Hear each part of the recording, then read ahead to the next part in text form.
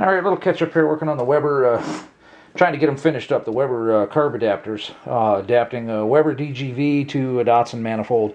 Coincidentally, the bolt pattern that fits the Hitachi to the L16, 18, and 20 is also the same bolt pattern that fits the older J13s and E1s for the guys who have pre-69, 521s, 520s, 320s.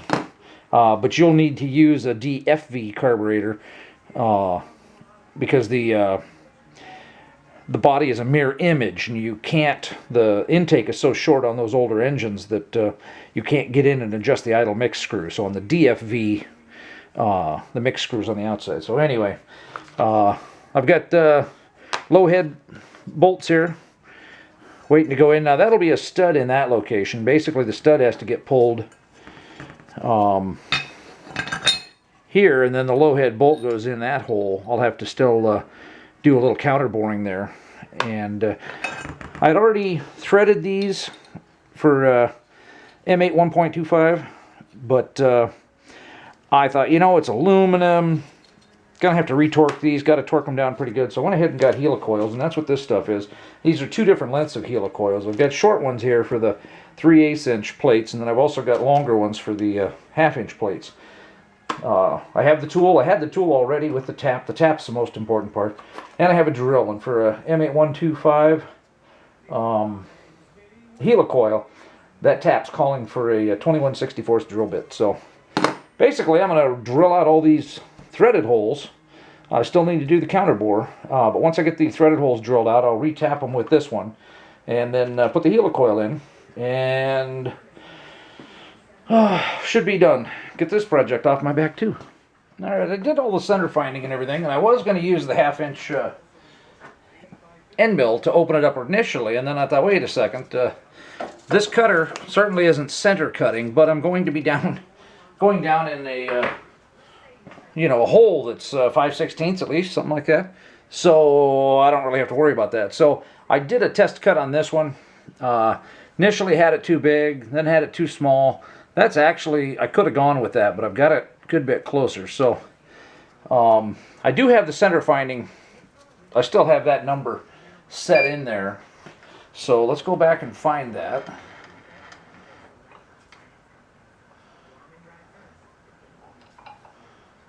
Alright, that says that's center.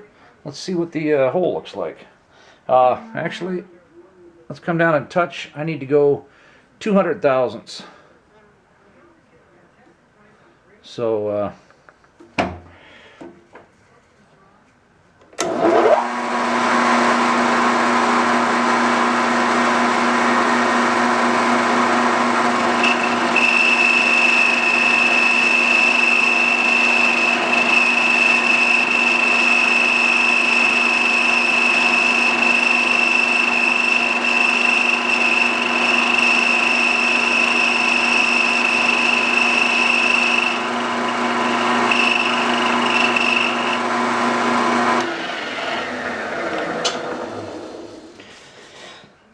the head is just a hair under 200 thousandths. That's how I decided on that. So there we go. Just a hair recess. Look how tight that is. Now on the other ones, the bore isn't quite as big, so I'll have a lot more shoulder here than this. But I still was able to keep it inside the shoulder there. So that's pretty sweet. Hopefully it won't be too tight. So let's go do the other one just for grins and giggles, because there's no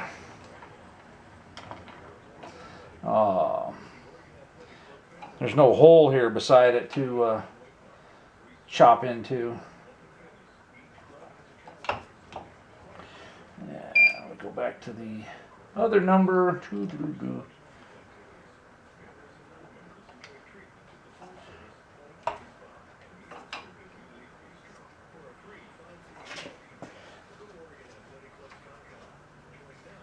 Make sure these are unlocked.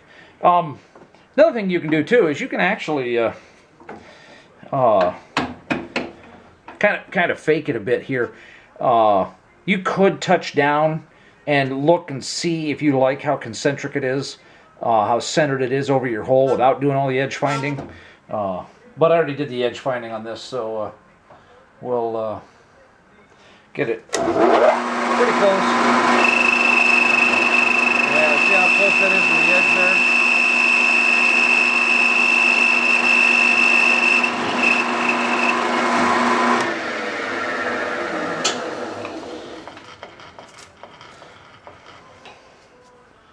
Nice.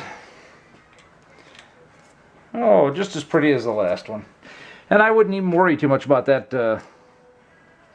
that spot there. So let's move on to the real stuff. All right, I need to get the studs out of here so I can double check and make sure that, you know, I know these will go down. I want to be able to thread the bolts in there because I've got such a tight tolerance to the head. You know, I guess I got a little wiggle room there. Yeah, I like that. Not too tight, not too loose. Anyway, this is a stud puller. This is just a cheap Harbor Freight one. It comes in a set of 4.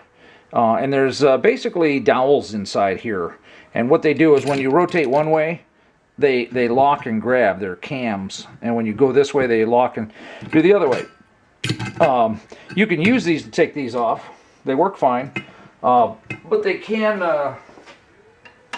damage the threads. But, you know, if you've got something where you can just put this on a long extension and go in and get it, and that makes it really nice. So let's hopefully we're not just spinning on it.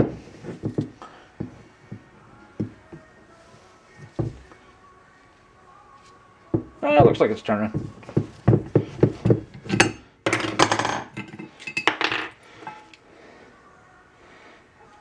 Tiny little mark down here. Now, had I gone up here closer where the threads were, it would have put those marks in the threads. But since I was able to get all the way down, that worked nice. I was going to use the vice grips. Everybody's pretty much familiar with those, and how to.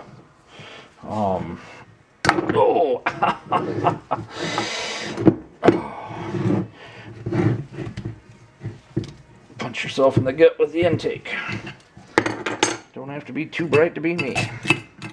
So, there we go. All right, so let's just go ahead and thread one of these studs into here for now. Help align it, and let's get the other bolt. 5mm probably. I'll have to go back and look at that other video footage and see. I pulled these out and stuck this one in because I had it sitting on here like this, and then I was looking at the borders going, oh my god, I got them backwards, you know, the big and little kind of thing. And then I pulled the carburetor off the L16 manifold, and I'm like, okay, they're the same, big and little, and they match, you know, the way they're supposed to on the L16. Well, I had this one backwards. I had the secondary bore over the primary. So basically what it is since this is where the counterboard holes are supposed to be to hold it on, I need to take this stud out and move it over here, and so I just need these as place locators, so I don't need to bother putting them back in tight. This stands a little proud right here. I'm not going to worry about that or grind it down right now. That would get absorbed by a gasket and that stuff anyway. So, how about if we use the one I actually counterboard, huh?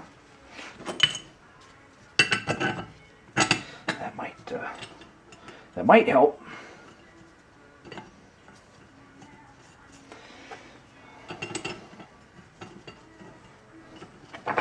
And I didn't find the 5mm. This is a 3/16, so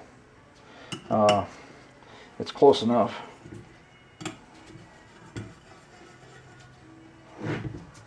Nice. There we go. And that actually matches the bores here a whole lot closer than I initially thought, because they're correct. They could be opened up a little bit more and maybe centered a little bit more, but I think that they're placed exactly where they are because they adapt from the Weber. And I think if I had a Weber here to put this up underneath, I think they would match perfectly there. So, good to go. Back to counterboring. Alright, I've shown these kind of things before too, but this is actually a slightly different adapter. This one goes onto a 3/8 ratchet. I'm going to use the electric impact So anyway, I'm also using a special tapping fluid. It's 4 aluminum. So get some of that on there, and then try to hold it in as straight as possible. A little wobble there, so you want to push in firm and take that up,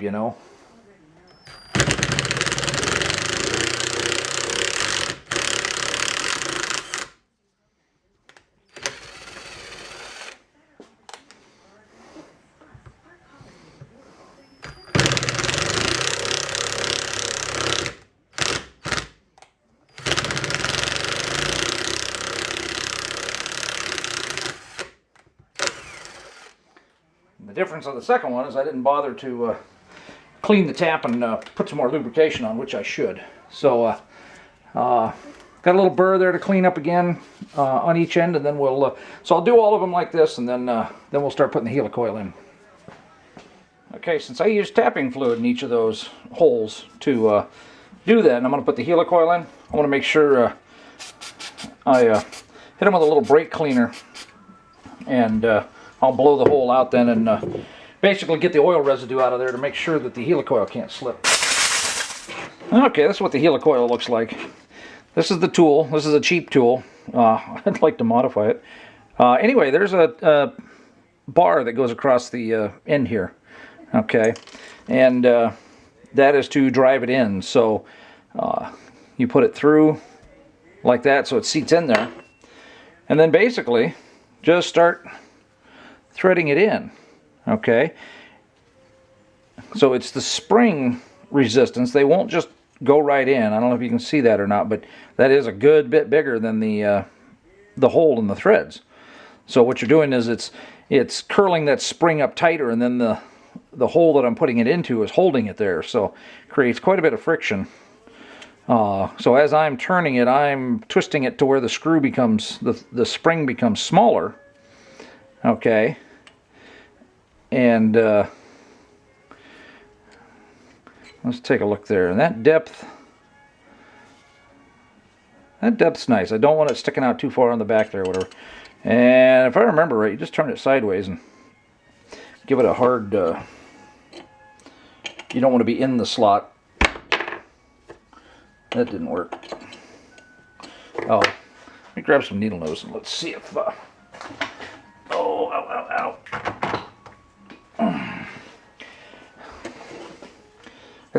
It's pretty easy since I can flip it over here and break these out. Okay, but if that's it down in a blind hole, or like down into the intake manifold or something like that, you wouldn't want that little piece falling in there. So let's go ahead and slap the other one in. Oh, see, I bent that darn thing when I hammered on it. Don't have to be too bright to be me. That's why my signature says what it says. And sadly, I prove it. Way too often. Alright. So, just kind of push it down against the threads as you're going in and twist it, and it just starts itself up. And that you can loosen up that collar there, and then you'll know where you want to stop. Yeah, see, that went too far. So let's see if I can just spin it all the way out. Ooh, not quite sure why that one's so tight.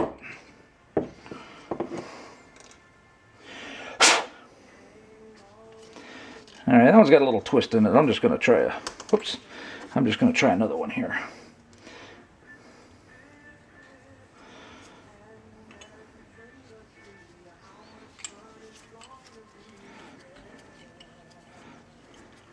That looks a lot better. I must have pushed in a bit too hard when I got that other one started. So I can see where that is.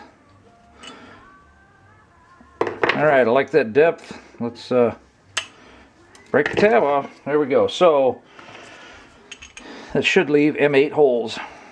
Yep. Not extremely straight. That might be what I get for hand tapping it.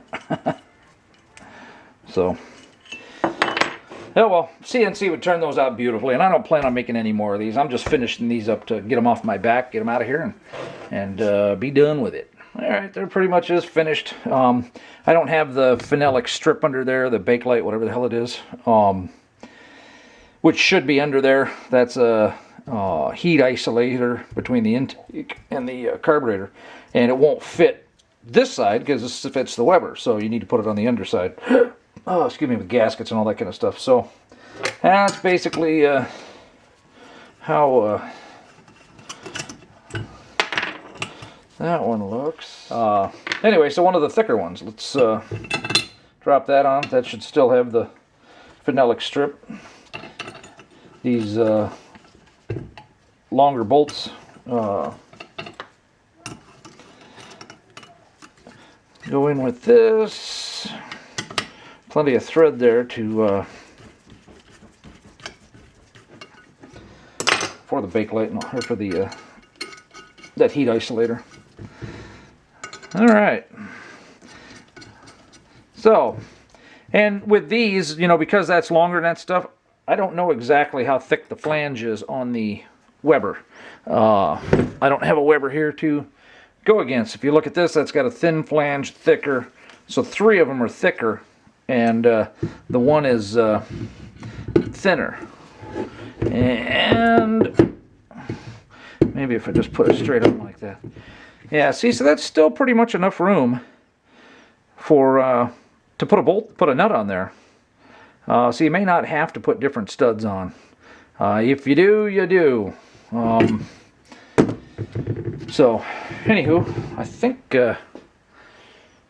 that's it. I think I'm done. Other than to get this finish on here, I'll probably just go ahead and run them all through the glass bead, and then they all look the same. They'll all look like this this satin finish here. So, that be it.